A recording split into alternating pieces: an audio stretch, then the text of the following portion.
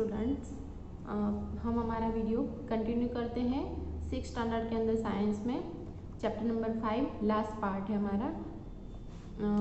Page number 43 पर activity 10 देखते हैं। Take 2 glasses and pour half a cup of water in each of them. Add a teaspoon of salt to 1 glass and still with its salt dissolved. आपको क्या करना है, एक glass लेना है और 2 ग्लास लेने हैं और एक ग्लास के अंदर हाफ कप ऑफ वाटर पानी भरना है, मतलब वाटर भरना है। फिर add 1 tablespoon of water salt, उसके अंदर 1 चम्मच नमक डालना है, फिर उसको मिक्स करना है।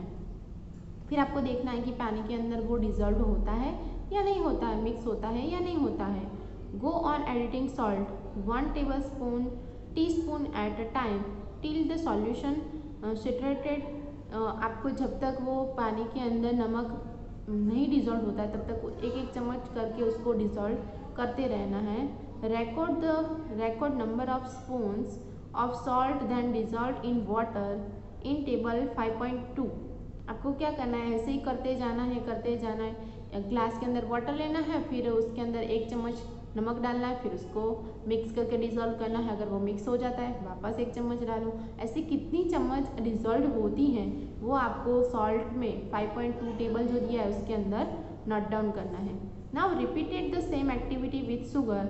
Repeated this with some other substance that are should be in water.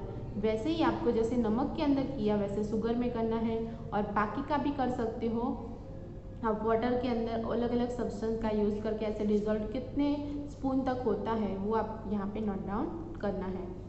What do you notice from table 5.2 के अंदर आपने क्या नोटिस किया? Do you find that water dissolve different substance in different amount. जैसे कि नमक, शुगर या फिर कुछ दूसरा भी, जैसे कि जर्जरी लेते हैं तो वो पानी के अंदर वाटर जो होता है वो सब्सटेंस के हिसाब से उसको उतनी टेबलस्पून उसके अंदर डिज़ोल्व होती है। मतलब जैसा सब्सटेंस कैसा है उसके हिसाब से वाटर वो सब्सटेंस को डिज़ोल्व करता है। We have discuss a few method of separating substance. हमने बहुत सारी और अलग अलग तरीके की सेपरेटिंग की मेथड इस चैप्टर के अंदर देखी, समझी और एक्टिविटी के हिसाब से बहुत अच्छे से हमने समझ लिया।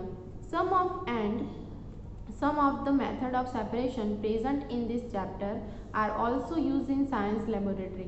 इसमें से बहुत सारी एक्टिविटी के हिसाब से बहुत सारी सेपरेटिंग की मेथड से वो जो हमारी लेबोरेटरी लैब होती है, साइंस लैब होती है, लेबोरेटरी नहीं साइंस लेबोरेटरी होती है, उसके अंदर मेथड यूज़ होती हैं। क्योंकि अलग अलग सब्सटेंस मिक्स हो जाते हैं उसको अलग करने के लिए, या फिर वो किस तरह से होती है वो मेथड के हिसाब से, वो सब्सटेंस के हिसाब से वो मेथड का यूज़ करते रहते हैं। जब स्कूल ओपन होगी तब हम देखेंगे कि उसके अंदर क्या होता है और किस तरह से मेथड का यूज़ करके हम कौन से सब्सटेंस जो मिक्स हो गए हैं उसको सेपरेट कर सकते हैं। We also learn that a solution is prepare by dissolving a substance in a liquid. हमने बहुत कुछ देखा इस चैप्टर के अंदर कि अलग अलग सब्सटेंस होते हैं वो लिक्विड फॉर्म में होते हैं, उसको डिज़ोल्व करना किस तरीके के आसान है, इजी है, और वो सॉल्यूशन किस तरह से डिज़ोल्व होता है वो हमने इस चैप्टर के अंदर देखा।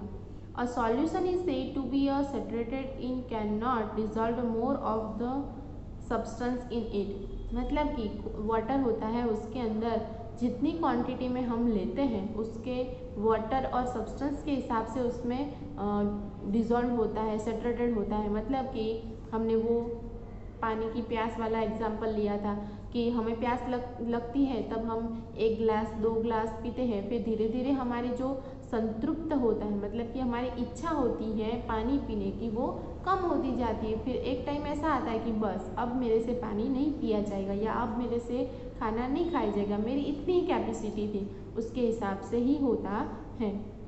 इस चैप्टर के अंदर हमने बहुत कुछ देखा है। हम हमारी रूटीन लाइफ के अंदर भी अगर घर में ऐसे कोई प्रॉब्लम आ जाती है या फिर कुछ मिक्स हो जाता है तो उसको अलग करने की प्रोसेस ये हमारे रूटीन लाइफ में भी हम यूज़ कर सकते हैं। उस मेथड का कैसे करेंगे वो हमें एक्टिविटी के हिसाब से हमने समझा था। इस चैप्टर को यहीं पर ही हम कंप्लीट करते हैं। ऐसा मैं सोचती हूँ कि आपको समझ में आ गया होगा। ना आया हो तो मुझे आप कमेंट कर सकते हो और पूछ सकते हो। और जो हमारा चैप्टर ख़त्म होता है तो यहाँ तक कम्प्लीटली हमारा सिलेबस पूरा हो गया है यहाँ तक। और आपको क्या करना है, आपकी जो वर्क बुक्स है उसके अंदर सब कुछ कंप्लीट करके मुझे पिक सेंड करना है। Thank you.